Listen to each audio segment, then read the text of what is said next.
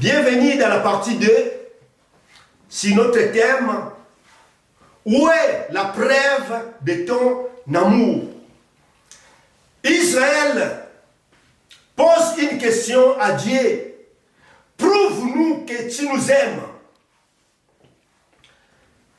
Pour Israël, si Dieu veut nous prouver qu'il nous aime, nous ne devons pas avoir de problèmes dans nos vies.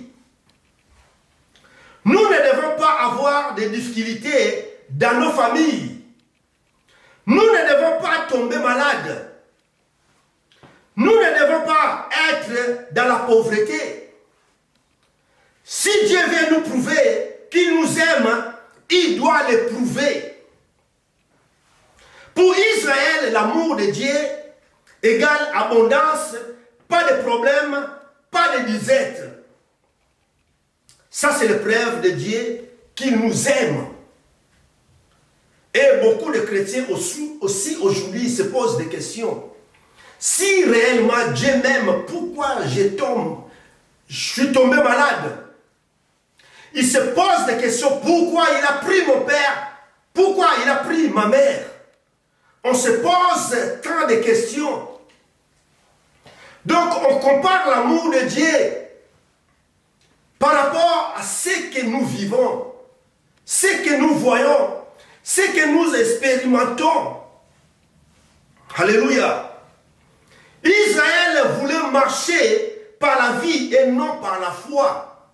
Or, la Bible dit, marchez par l'esprit et vous n'accomplirez pas les désirs de la chair. Alléluia. Mais Israël voulait marcher par la vie. Comme apôtre Thomas, il a dit, si je ne vois pas et si je ne touche pas, jamais, je ne croyais jamais. Alléluia. Israël voulait marcher par le matériel et non spirituellement. Israël voulait voir certaines choses pour croire que Dieu les aime. Alléluia. Mais l'amour de Dieu, ce n'est pas ça. Ce n'est pas les choses physiques. Ce n'est pas ce que nous voyons. Ce n'est pas ce que nous touchons. Ça, ce n'est pas l'amour de Dieu. La Bible dit dans le livre de Jean chapitre 3 verset 16, « Car Dieu a tant aimé le monde, il a donné son Fils unique, afin que quiconque croit en lui ne périsse point, mais qu'il y ait la vie éternelle. » Alléluia. La vie éternelle, l'éternité de Dieu est incomparable aux choses physiques ou aux choses palpables. Alléluia. Dieu, il a prouvé son amour. Il nous a aimés et il a donné. Il a sacrifié son Fils Jésus pour nous sauver de la malédiction, de la condamnation de Satan. Alléluia. Cet amour est incomparable. Alléluia. Israël voulait voir certaines choses pour croire que Dieu les aime. Et beaucoup de personnes sont comme Israël et ils veulent marcher par la vie et non par la foi. Mais Dieu nous demande de marcher par la foi. Alléluia. Ça c'est très très très important. Et nous allons lire la parole de Dieu dans le livre de Matthieu 24, versets 12 à 13. Je lis la parole de Dieu dans le livre de Matthieu, chapitre 24, verset 12. Et parce que l'iniquité sera accrue, l'amour du plus grand nombre se refroidira. Mais celui qui persévérera jusqu'à la fin sera sauvé. Alléluia. Il y a des choses qui arrivent dans nos vies. C'est un moment de formation. Dieu veut éprouver notre foi. Alléluia. Ça, c'est très important en tant qu'enfant de Dieu.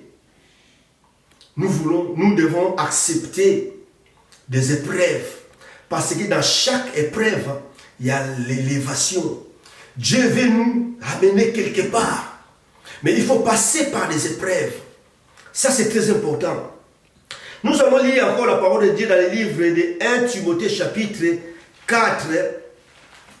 1 Timothée chapitre 4, verset 1. Mais l'Esprit dit expressément que dans les derniers temps, quelques-uns abandonnera la foi pour s'attacher à des esprits séducteurs et à des doctrines des démons.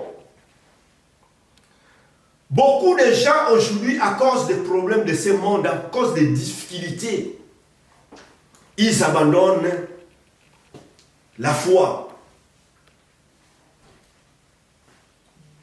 Ils abandonnent la foi pour s'attacher à des esprits séducteurs, car le diable c'est un séducteur. Alléluia. Voilà la raison pour laquelle, à cause des problèmes, à cause de quelques difficultés, beaucoup de gens, ils vont aller consulter des marabouts, des féticheurs, pour avoir de l'argent, pour leur délivrance, pour acheter des véhicules, pour acheter des maisons, pour avoir la richesse de ce monde. Ils vont abandonner la foi. Mais la Bible nous dit que celui qui persévérera jusqu'à la fin aura la vie éternelle. Alléluia. Dieu nous demande de persévérer. Il faut persévérer dans la foi. 2 Timothée chapitre 4 verset 3. Ça c'est pour finir. 2 Timothée chapitre 4 verset 3. Qu'est-ce que la Bible nous dit dans 2 Timothée? Car il viendra un temps où les hommes ne supporteront pas la saine doctrine, mais ayant la démangeaison d'entendre des choses agréables, ils se donneront une foule de docteurs selon leurs propres désirs, détourneront l'oreille de la vérité et se tourneront vers les fables. Mais toi, sois sobre en toutes choses, supporte les souffrances, fais l'œuvre d'un évangéliste, remplis bien ton ministère. Alléluia. Beaucoup de gens ne supporteront plus la saine doctrine, mais ils auront la démangeaison d'entendre les choses agréables. Là, il y a un prophète qui prophétise. Il y a la foule qui vont courir. Il y a même des chrétiens qui vont courir, qui vont aller là-bas pour avoir des prophéties. Or, la Bible dit que les vraies prophéties, c'est la parole de Dieu. Alléluia. Vraiment, attachons-nous à la sainte doctrine. Alléluia. Comme l'apôtre Paul nous a dit dans Romains 8, 18, je vais relire ça. Romains chapitre 8, verset 18. J'estime que les souffrances du temps présent ne sauraient être comparées à la gloire à venir qui sera révélée pour nous. Alléluia.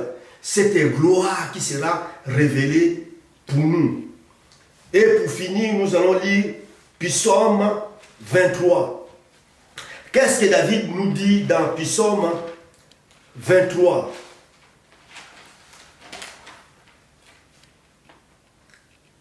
Psaume 23, qu'est-ce que David nous dit? L'Éternel est mon berger, je ne manquerai de rien. Il me fait reposer dans des verts pâturages. Il me dirige près des eaux paisibles. Il restaure mon âme. Il me conduit dans les sentiers de la justice à cause de son nom. Verset 4. Quand je marche dans la vallée de l'ombre de la mort, je ne crains aucun mal, car tu es avec moi. Ta houlette et ton bateau me rassurent. Alléluia. Ça, c'est le preuve que Dieu nous a révélé. David nous a révélé le preuve que Dieu m'aime. Même si je marche Dans la vallée de l'ombre de la mort, je ne crains aucun mal, car tu es avec moi. Cette assurance que David avait. Alléluia. Il a dit, même la houlette et le bateau que le berger tient dans ses mains, ça me rassure. C'est pour ma protection. Alléluia. Donc le berger a toujours un bateau et une houlette. Le houlette sert à retirer. Lorsque le brebis tombe dans le fossé, c'est avec la houlette qui va crocher dans le cou du brebis pour retirer, pour récupérer le brebis qui est tombé dans la fosse. Malgré la souffrance, lorsqu'on retire le brebis qui est tombé dans le fossé, il souffre dans le cou, mais c'est pour ton bien. Alléluia. Ça, c'est très important. Même la houlette, le bateau, que le berger tape le brebis pour que le brebis se remet dans le chemin, dans les trois chemins. Ça, c'est très important. Alléluia. Ça fait mal, mais c'est pour notre bien. Alléluia. Que Dieu vous bénisse. Alléluia.